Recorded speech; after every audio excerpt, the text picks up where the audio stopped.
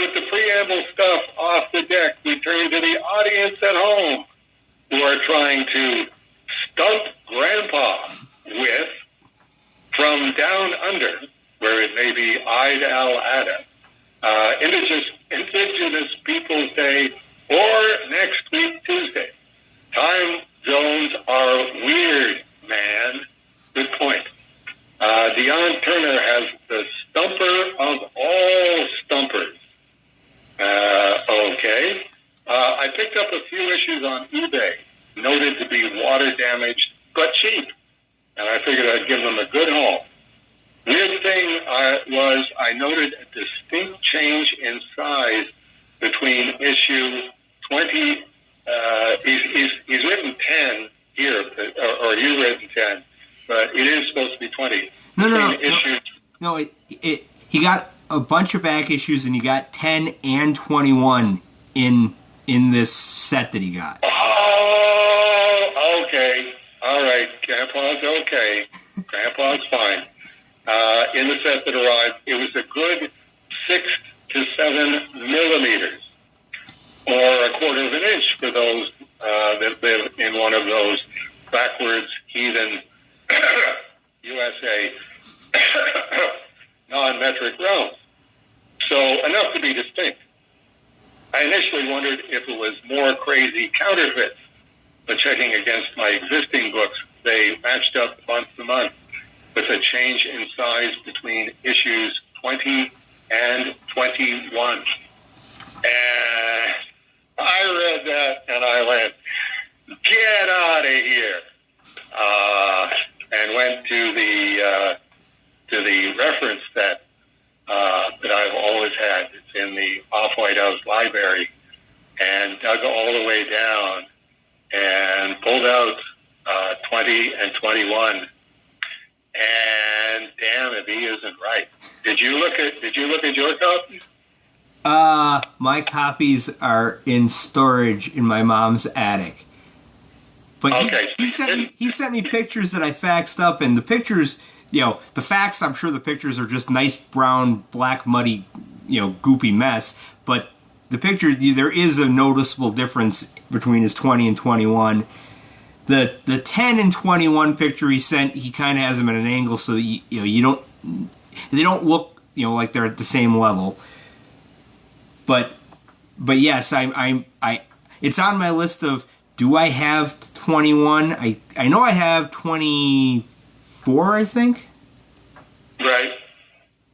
Now that I'm saying this, I'm thinking, wait, there's that box of comics that's underneath my computer desk that I've completely ignored since I set them there, that has all the extra issues from my set, all my duplicates that I'm going to give away to people as soon as I make a list of what's in there.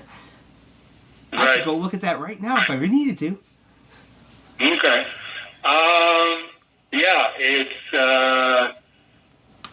that's a really, really weird thing, and one of the reasons that it's a really weird thing is that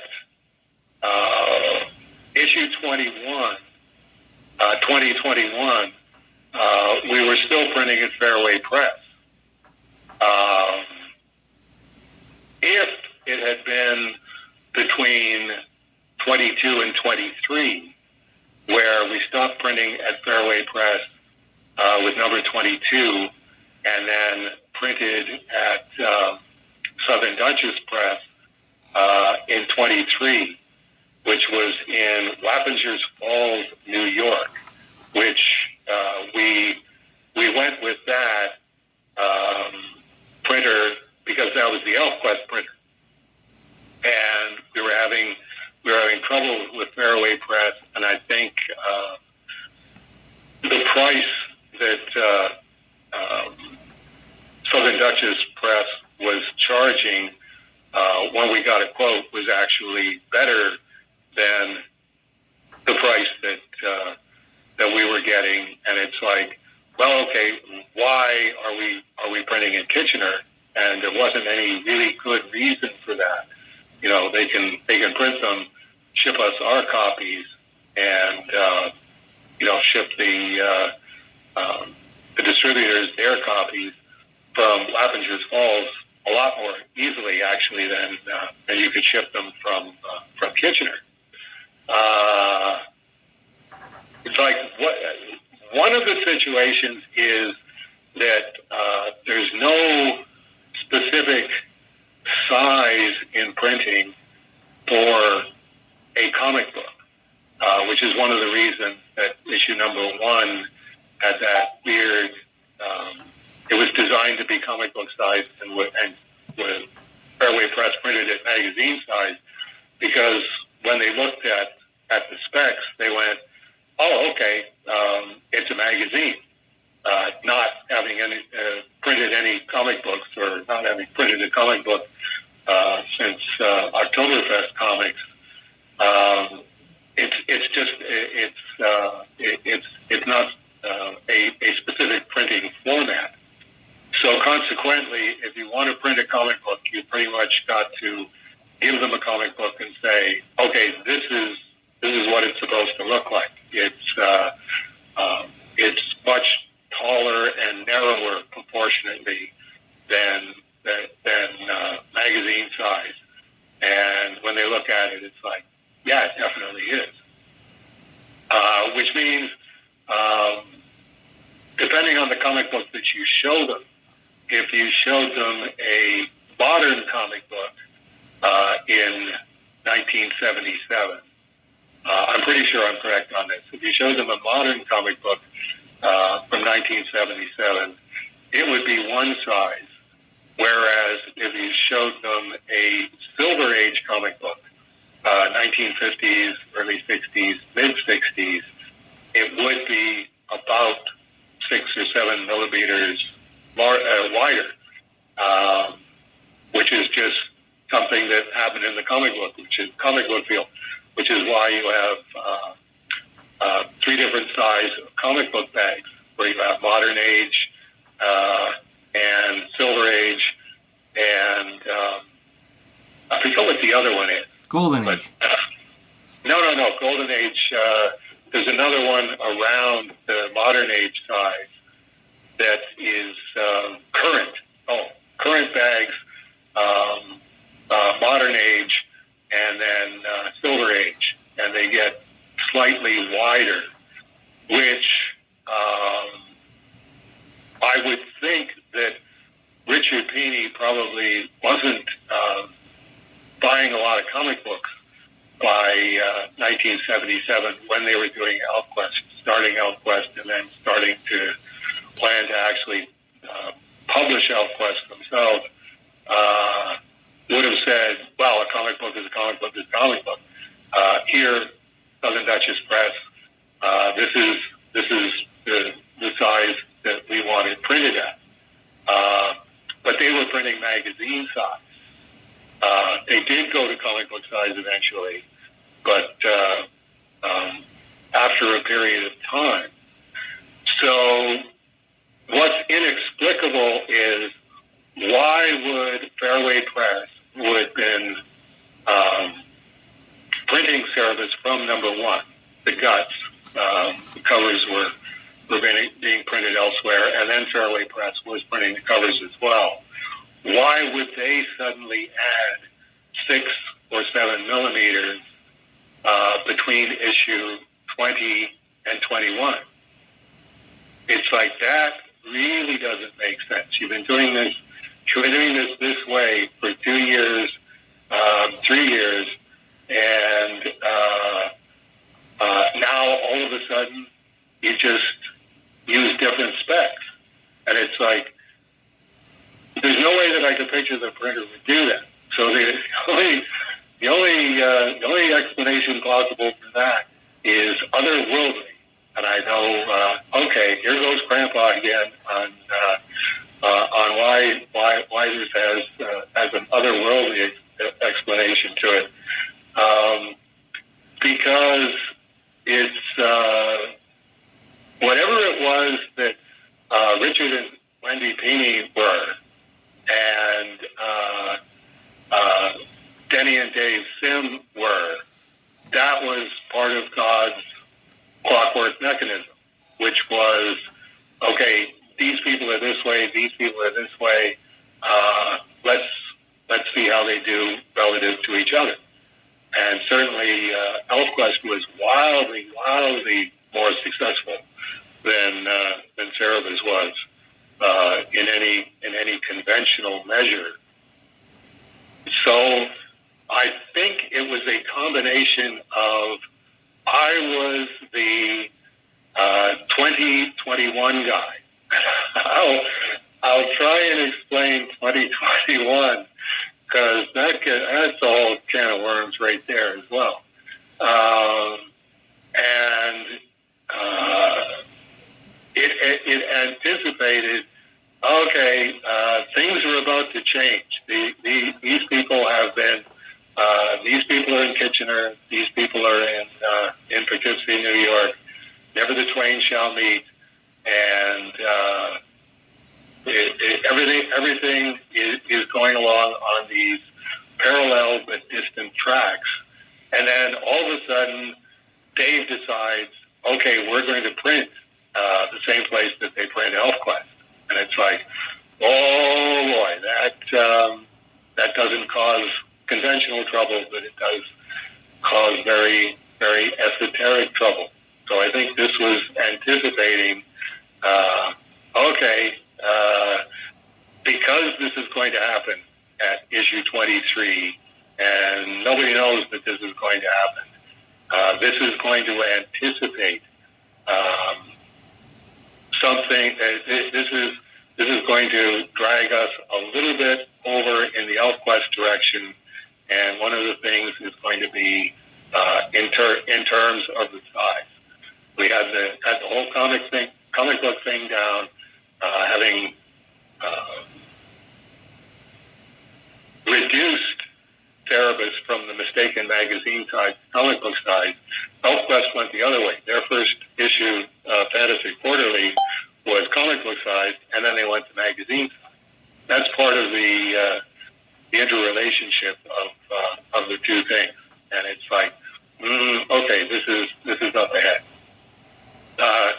20 and 21, I had no idea about at the time, but obviously that's a big feature of the first part of the storyline, the Cerebus volume, where you actually have the Swords of Cerebus story that I did with Gene Day. What happened between issues 20 and 21? And it's, for me, it was just a plot point at the time. It's like, okay, I've said as much as I want to say about all of this part over here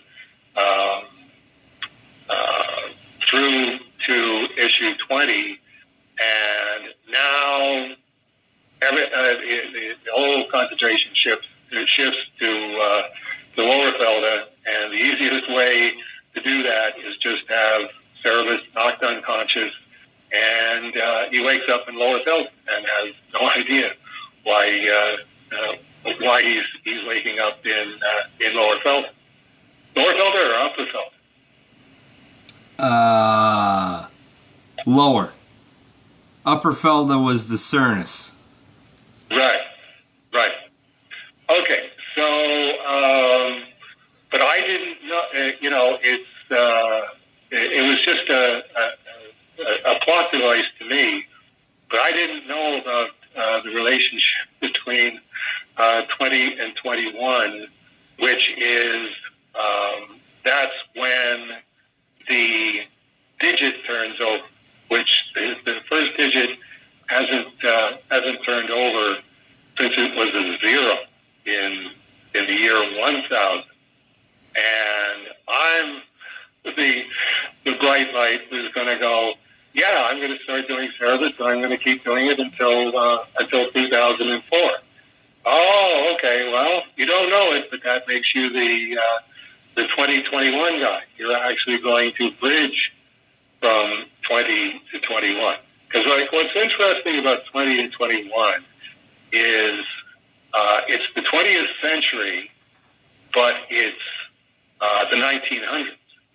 The same as we're now in the 2000s, but it's the 21st century. So really the first digit turns over, but the second digit also turns over, but in two different ways. And that makes for a very esoteric transition point at January 1st, 2000, because January 1st, 2000 is actually still the 20th century and doesn't become the 21st century until January 1st, 2001. You probably remember all of this vaguely from the time period, but it is one of those. This causes very interesting things to happen to reality that most people aren't going to pick up on. I did pick up on it and was a conduit for it. So it's like, well, okay, this completely unexplained, how did Cerebus get from way over here to way over here between 20 and 21? It's like, that's actually a very good way of putting it, because that's what everybody's going to do. They're going to actually go from way over here to way over here, but they're going to think that they're still in the same spot. Let me give you another illustration of it.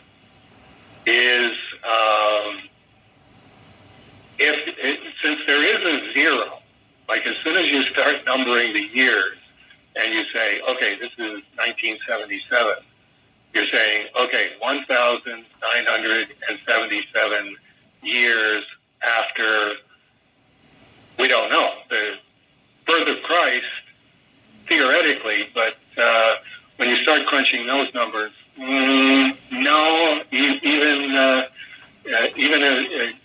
giving as many mulligans as possible, and dealing with the Johannine Jesus separate from the Synoptic Jesus. No, we don't really have something that happens at zero, but something obviously happened at zero because we all agree that this is where we are. You know, it's the calendar turns over and it's now 1,977, whereas 5 minutes ago it was 1,976. This is very, very potent. Now, if you take that in microcosm and macrocosm, and you say, okay, well, we got to January 1st, 2000. We have now accomplished the 2,000 years. We don't know where it started numbering or why it started numbering there, but it's 2,000 years. Okay, so if you say, all right, each 100 years from zero,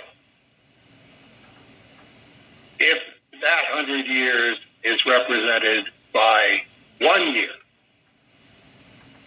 okay, then we're starting over. Let's say that we're starting over. It's January 1st, 2000, and then a year from now, it'll be January 1st, 2001, and that year between 2000 and 2001 represents the first 100 years. But in microcosm, it's 1/100th. I am getting somewhere with this, but it takes a while to explain, and I always went, I'll never be able to explain that to anybody. But, okay, Dion, you asked, so here we go, all the way down the rabbit hole. So, okay, each year represents 100 years, which means when we get to January 1st, 2020, we're now in microcosm where we were when we hit January 1st, 2000. But we've already gone another 20 years.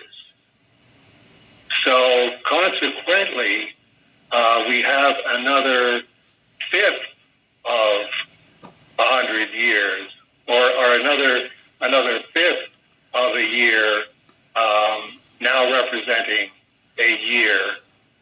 And I actually sat down and calculated the whole thing up, going, okay, all the way to 2000. Now, when we get to January 1st, 2000, or 2020, then where do we actually hit? Here we are again in microcosm. And it's like, well, okay, this is time I'll never get back in my life. This is math, and I really hate math. But I'm going to sit down and work this whole thing out and figure out, okay, where do we catch up to ourselves again as the microcosm of 2000 to 2020? And coincidentally enough, the point that we caught up to ourselves was the middle of March 2020, which was when COVID-19 hit.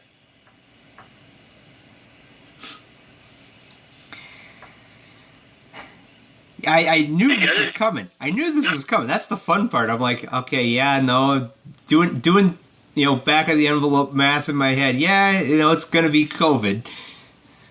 Yeah, and it was, and they called it COVID-19. It's because it was in 2019, but it's also part of that 19, 20, 21. Which one are we? Are we? We're in the 1900s, but we're not in the 19th century. We're in the 2000s, but we're not in the 20th century. We're in the 21st century, but we're not at 2100 yet. That's where everything goes wonky. So it was one of those. I don't know how I would even explain this to anybody at the time, but I'm going, well, okay. I don't think anything will actually happen, but maybe it will. And it's like, oh, okay, maybe this is a much bigger deal than I thought it was. And it's one of those, well, okay, only Dave Sim thinks this way. And then I was the only person going, well, okay, maybe this is a bigger deal than I thought. So I think that's all mixed in together. That's what happened between 20 and 21. I'm the 20 and 21 guy. Southern Duchess Press.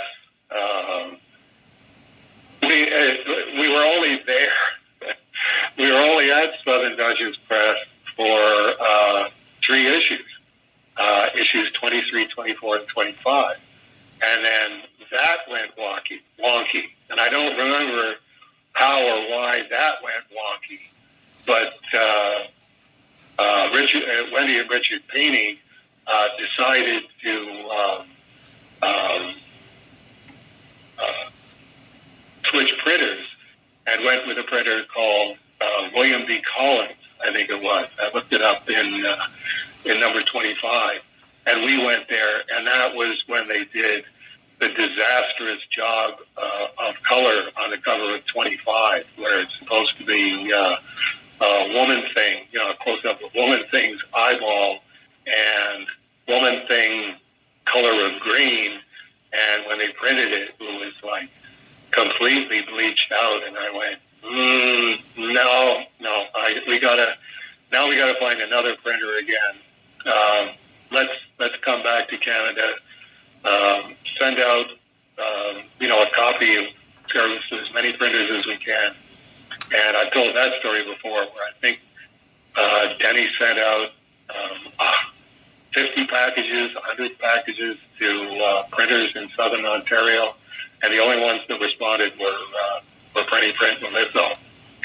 So it's one of those. Lots of little weird things between the Cerebus and ElfQuest thing, which it was 2 very, very esoteric kinds of paganism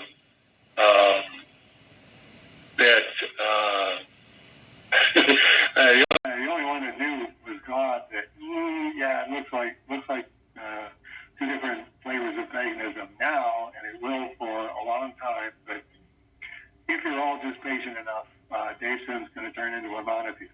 No, seriously, Dave Sim's going to turn into a monotheist. Warp Graphics, Wendy and Richard Peeney's company, called Warp Graphics, is Wendy and Richard Peeney, W-A-R-P. And if you go, gee, what would the analog of that be? Denny and Dave Sim is dads. And my dad's name was Ken. And Denny's dad's name was Ned, which gives you Ken Ned. And if you go Y Kenned and put the end on it, Y on the end of it, you get Kennedy. Make of that what you will.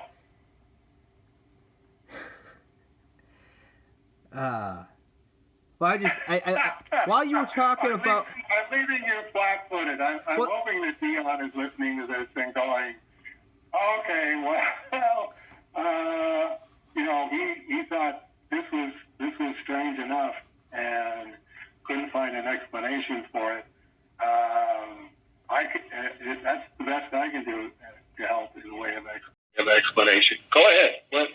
What comes to your mind as we're doing this? When you first started mentioning ElfQuest, that I was going, there is a bunch of weird parallels between Warp Graphics and Aardvark Vanaheim, and in the back of my head I'm going, didn't they end up going to DC at one point? And I quick looked on the internet, and yeah, at one point ElfQuest got printed by Marvel and then later by DC, and now they're with Dark Horse. And I'm just thinking, Dave got offered to go to DC and went, I don't think I want to do that. And everybody thought you were nuts. And then High Society came out and you made more money than you would have made on the DC deal. And, the whole, there is no hypothetical here where there's a different version of Cerebus where Dave did go to DC. But I'm thinking the probability would have been the same ElfQuest path of, oh yeah, you sell Cerebus to DC, and then 5 years later you're mortgaging the house to buy it back so you can take it to somebody else. Right. Yeah, I mean it's all gut instinct calls. I was lucky. I didn't know I was lucky at the time that I wasn't really successful enough, which I think was all part of God's clockwork mechanism, so that I didn't get the kind of offers and the kind of opportunities that Wendy and Richard Peeney got, which, if it had happened to me, I'd probably have made worse mistakes. If we're going to say that they made mistakes, or they definitely did deals that they wanted to get out of. They had the same situation with Meldana Animation in Toronto, where they were going to do the ElfQuest movie, and then they ended up having to get the rights back because it's like this is just not working out with these people. My life is full of there, but for the capital G grace of God, go I. The same thing with Kevin Eastman. I always wanted to be a multimillionaire and be able to transform the comic book field.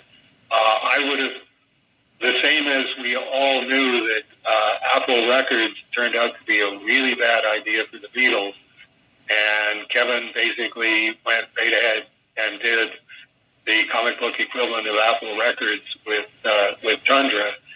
I would have done the same thing. I think I probably would have married a Penthouse Pet of the Year, Playmate of the Year, if I had that kind of money, and then have gone,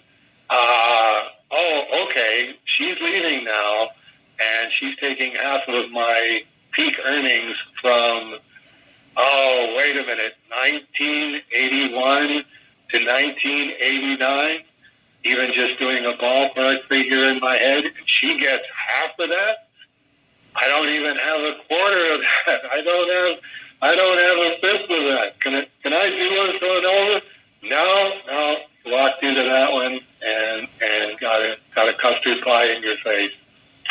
There, but for the grace of God, go I.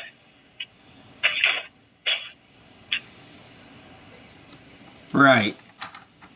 Okay. Hey, wait a minute. I'm looking at my copy of the facts, and I got Dion posted the note from the publisher from Cerebus 23. I'm guessing one of the reasons you guys left Southern Duchess News is because the book was called Cerebus the Arvard. There's a misprint. It said in the fine print. Oh, I didn't see that. Yes. Yeah, we didn't take it personally. I did notice that we were printed in Canada by Southern Duchess Press, and I'm going like, why didn't we change that? And why didn't anybody notice that at the proofreading stage? Southern Duchess Press is in Lappingers Falls, New York. I don't even have to pull out my atlas. It's not in Canada. Anyway, so there you go. All right, that's if you're talking about esoteric answers, and if Dion was paying by the word on that one, I think he definitely got his money's worth on that one. So yeah, Ron Essler, please hold question for Dave Sim about the change in price between 20 and 21. Did it have anything to do with the imminent change in printers, or is it just my issues and I'm crazy? I mean, I am crazy, but this being a more specific delusion. And now, has Dion stumped Grandpa? And it's like, I will leave it up to all of the listeners of These Holes for Dave Sim, June 2024 to go, was I stumped, or have I now stumped everybody else in perpetuity, including myself? Because it's like, I can tell you a lot of weird stuff attached to this, but if you want to say, is that an explanation? It's definitely, I would call it comic art metaphysics TMI.